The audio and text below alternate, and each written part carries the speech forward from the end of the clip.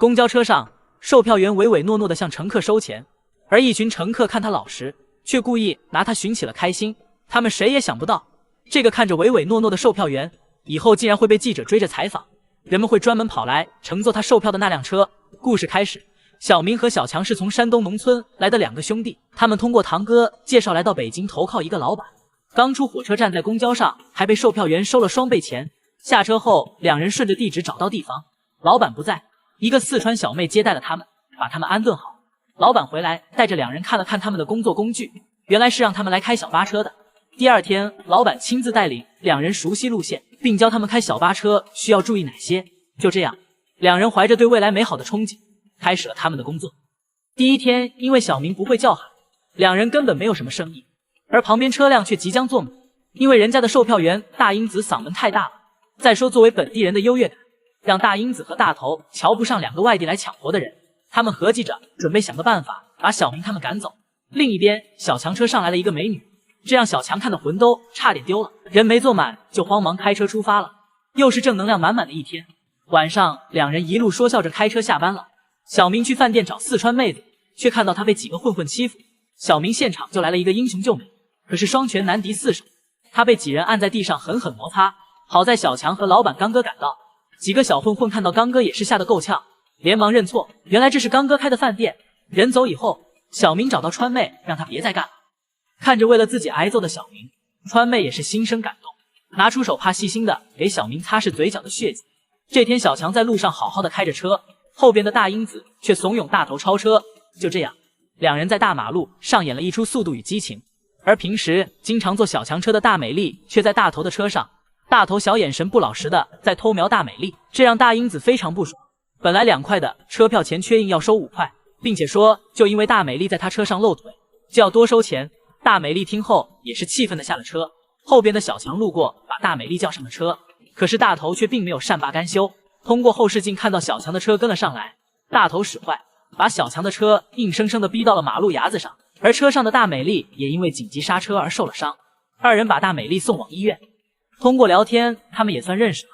这边的小明咽不下这口气，找到大头的车上去就是一板砖，可是在回家的路上却被大头堵着暴揍了一顿。好在小强赶来，替他分担了一点伤害。回家的二人一脸的伤，赶来的川妹看到两人这样，也是赶紧打来水，要为小明擦拭伤口。强子看到也是聪明，走出了屋子。屋外老板刚哥在等着他，两人一番长谈，刚哥让他不要冲动，这事他会去找大头解决。而屋里的小明也是一番花言巧语，川妹就趴在了他的胸前了。第二天，刚哥带着大英子来找小强，大英子道了歉，还赔偿了一点钱作为补偿。这天晚上，小明和川妹在外约会，可是川妹却告诉小明自己准备去夜总会工作，想让小明去做保安。小明不愿丢下强子，川妹就开始挑拨他和强子的关系，最后还说小明不是男人没有主见，那这性别上的事能开玩笑吗？小明就让川妹知道了他到底是不是男人。看来女人真的是会影响男人拔刀的速度的。就这样，川妹走了，小明也开始了他枯燥的卖票生活。这天在车上，一个乘客给他们出主意，让他们用老家话叫喊。听完以后，两人觉得可行，从那以后就开始用老家话售票。没想到这个办法真的管用，本来已经快要凉凉的小巴，硬是被两人用方言给救活了，而且因为有特色，还被电视台采访了。看来做任何事都得有自己的特色，这样才可以在芸芸众生中脱颖而出。可是正所谓人怕出名猪怕壮，他们的生意是好了，可是同行的生意却不行了，这难免会让人心生嫉妒。于是大英子就又使坏，让大头想办法解决他俩。哪知道大头这么点儿，竟然在强子的车上动手脚。不知情的强子拉了一车人，路上驱动轴竟然断了，慌乱之中撞在路边的电线杆上，一车乘客受伤不说，车子也报废了。派出所里，刚哥把两人保了出去。回去的小明去夜总会找川妹，可是现在洋里洋气的川妹2句话就把他打发了。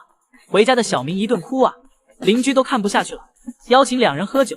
而这时刚哥告诉小明外边有人找，迷迷糊糊的小明来到门外，看到川妹在门口等他。原来川妹是来和他告别的，给小明发了一张好人卡，临走还送上了一吻。反应过来，小明想要去追，可是川妹已经坐在大奔上离开了，这让小明深深的体验了一把现实的残酷。他回去告诉小强，城市套路深，他要回农村。就这样怀揣着希望而来的小明，带着满满的失落离开了这座城市。而强子并没有一起回去，因为他相信偌大的北京城肯定有他的容身之地。故事到这里也就结束了。这电影让吉吉想起来，第一次去省城的时候，不会坐公交，竟然坐反了。不知道朋友们有没有这种经历啊？我是吉吉，我们下期再见。